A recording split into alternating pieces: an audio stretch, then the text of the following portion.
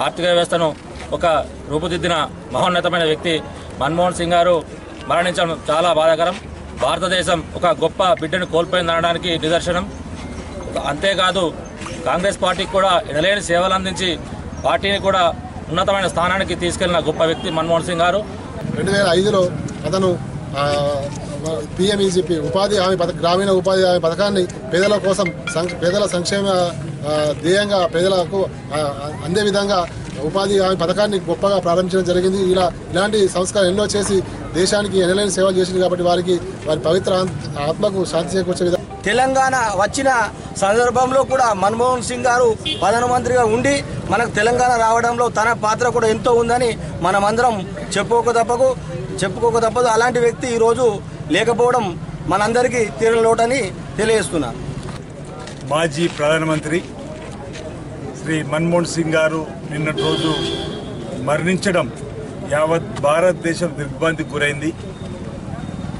ఆర్థికవేత్తగా స్వతహాగా వారు రాజకీయ నాయకుడు కాకున్నప్పటికీ కాంగ్రెస్ పార్టీ వారిలో ఉన్నటువంటి ప్రతిభను గుర్తించి పివి నరసింహారావు గారు ప్రధానమంత్రిగా 91లో కాంగ్రెస్ పార్టీ వారిని ఎంపిక చేసి ముందుకు తీసుకుపోయే క్రమంలో ఈ దేశాన్ని ఆర్థిక శాఖ మార్చులుగా వారిని నియమించడం, వారు ఉన్నటువంటి విశేషమైనటువంటి అనుభవంతోటి ఆర్థిక రంగంలో పలు సంస్కరణలు తీసుకుని వస్తూ ఆర్థిక శాఖ మార్చులుగా పివి నరసింహారావు ప్రధానమంత్రిగా మరి పలు దేశాల్లో భారతదేశాన్ని అగ్రగమంగా తీసుకుపోయేటువంటి ప్రయాణం చేసేదానిలో వారి యొక్క కీలక పాత్ర.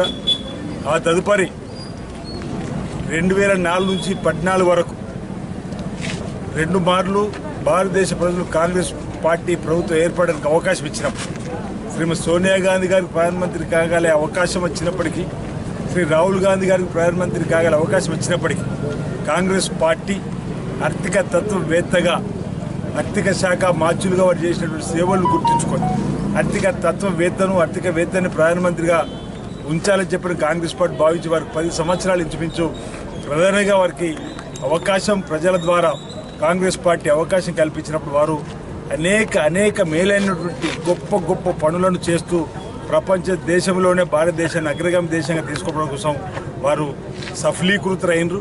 వారి ఆర్థిక సంస్కరణలు ఆర్థిక రంగంలో కూడా పలు మార్పులు తీసుకుని వచ్చి మరి విదేశాల్లో అన్ని దేశాల్లో కూడా పోటీపడి మన దేశాన్ని ముందుకు తీసుకుపోయినటువంటి వారు ఈ ఒక్కరిని కూడా పల్లెత్తు మాట విమర్శనాత్మకంగా కానీ వ్యక్తిగత దూషణల కాడు కూడా చేయకుండా వారి యొక్క గౌరవాన్ని, మన దేశ గౌరవాన్ని ఇన్నుబడి చేసేటువంటి కార్యక్రమాలు అమలు చేస్తూ సోనియా గాంధీ గారు యూపీ చైర్పర్సన్ ఉన్నప్పుడు మరి అనేక అంశాలపైన ఇప్పుడే మిత్రులు చెప్పినట్టుగా జాతీయ ఉపాధి హామీ పథకాన్ని కూడా ప్రవేశపెట్టింది.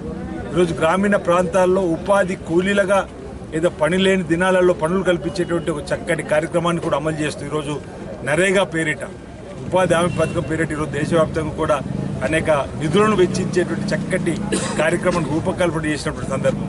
రైట్ టు ఇన్ఫర్మేషన్ యాక్ట్ని తీసుకురావడం కానీ రైతులకు